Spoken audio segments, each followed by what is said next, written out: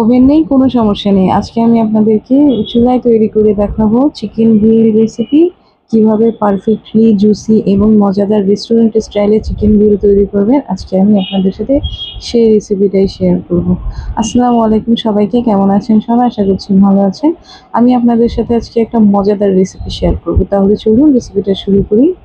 এখানে chicken grill তৈরি করার জন্য আমি বড় বড় সাইজের চিকেন পিস নিয়ে নিয়েছি। দেখুন, অনেকটা বড় করে নিয়েছি।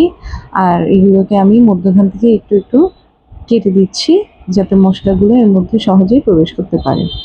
এখানে আমি রসুন বাটা দিয়ে দিচ্ছি 2 চা চামচ পরিমাণ। চিকেনটাকে মেরিনেট করার জন্য আমি এখানে দিয়ে দিলাম আদা বাটা 2 চা চামচ পরিমাণ দিয়ে দিচ্ছি। একদম সামান্য হলুদের গুঁড়া আর দিয়ে দিচ্ছি মরিচের গুঁড়া। তারপর দিয়ে দিলাম ধনিয়ার গুঁড়া 1 চা চামচ থেকে সামান্য বেশি। তারপর এখন আমি দিয়ে দিব জিরার গুঁড়া 1 চা চামচ পরিমাণ। তারপর আমি এর মধ্যে দিয়ে দিচ্ছি আমার নিজের হাতে তৈরি করা গরম মশলার গুঁড়া 1 চা চামচ পরিমাণ। তারপর এখানে দিয়ে দিচ্ছি আমি সয়া সস। দেখুন, সয়া সস আপনারা এখানে 2 টেবিল চামচ পরিমাণ দিবেন।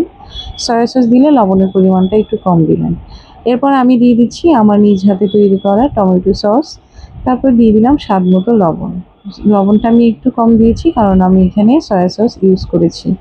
এগুলোকে আমি এখন খুব ভালোভাবে মেখে নিচ্ছি চিকেনগুলোকে। তারপরে আমি এখানে সানফ্লাওয়ার অয়েল দিয়ে দিচ্ছি। এই অয়েলটা দিলে যে কোনো রেসিপি খেতেও অনেক সুস্বাদু হয় আর শরীরের জন্য অনেক পুষ্টিবান এই অয়েলটা। তাহলে আমি এগুলোকে মেখে 2 ঘন্টার মতো মেরিনেট করে রেখে দিব। দেখুন, মাখা হয়ে গেছে, আমি রেখে দিব। 2 ঘন্টা পর আমি চলে আসলাম, এখন চিকেনগুলোকে ফ্রাই করে নিব। তার জন্য আমি এখানে অয়েলটা দিয়ে দিলাম। এখানে খুবই সামান্য পরিমাণ অয়েল দিবেন, অত বেশি দেওয়ার প্রয়োজন নাই।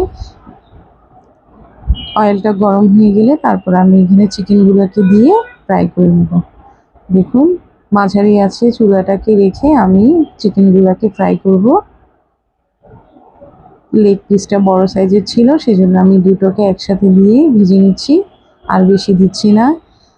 দেখুন, এক পিঠ হয়ে গেলে আমি আরেক পিঠ উল্টে দেব। কালার চেঞ্জ হয়ে আসছে কিছুটা, দেখুন আমি উল্টে দিচ্ছি।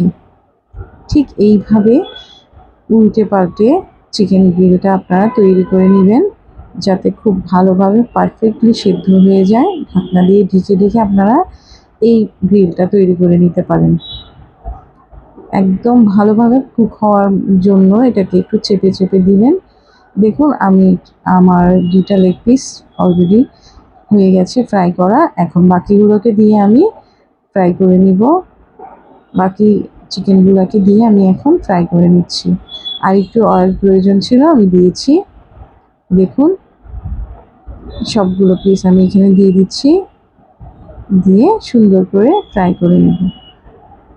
চিকেন গ্রিলটা তৈরি করার সময় একটু খেয়াল রাখবেন যাতে কোনো পাশ কাঁচা থেকে না যায়, তাহলে একটা বাজে গন্ধ আসে, খেতেও ভালো লাগবে না তখন।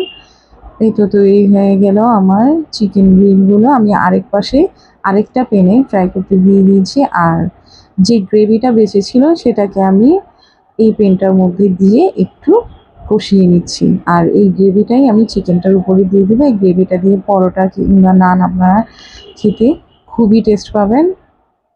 অনেক সুন্দর একটা ফ্লেভার আসে এই মশলাটা থেকে। এই তো বাকি চিকেনগুলো তৈরি হয়ে গেছে, আমি তুলে নিচ্ছি। দেখুন, উল্টে পাল্টে আপনারা তৈরি করে নেবেন। আমি পুরোটা শেয়ার করি নাই, কারণ বুঝতেই পারছেন নিজেদের মতো করেই এটাকে ফ্রাই করে নেবেন। চেপে চেপে দিলে এটা ভিতর থেকে খুব ভালোভাবে কুক হয়ে যায়। এখন মশলাটা তৈরি হয়ে গেলে আমি চিকেনের উপরে দিয়ে দেবো। এই গ্রেভিটা দিয়ে পরোটা কিংবা নান দিয়ে খেয়ে দেখবেন, দুর্দান্ত লাগবে। তৈরি হয়ে গেছে আমার চিকেন গ্রিল। দেখুন, একটু ভেঙে আমি দেখিয়ে দিচ্ছি ভিতর থেকে কতটা কুক হয়েছে। এটা অনেক টেস্টি হয়েছে এবং জুসি হয়েছে। সয়া সস দেওয়ার কারণে এই চিকেন গ্রিলটা অনেক সুস্বাদু হয় এবং জুসি হয়। আপনারা রেস্টুরেন্ট থেকে কিনে এনে খেতে হবে না, বাসায় খুব মজাদার এই চিকেন গ্রিল তৈরি করে নিতে পারেন এবং শরীর স্বাস্থ্যের জন্য অনেক ভালো হয় বাহিরের তুলনায়। ধন্যবাদ সবাইকে। আমার ভিডিওটা ভালো লাগলে লাইক কমেন্ট শেয়ার করবেন।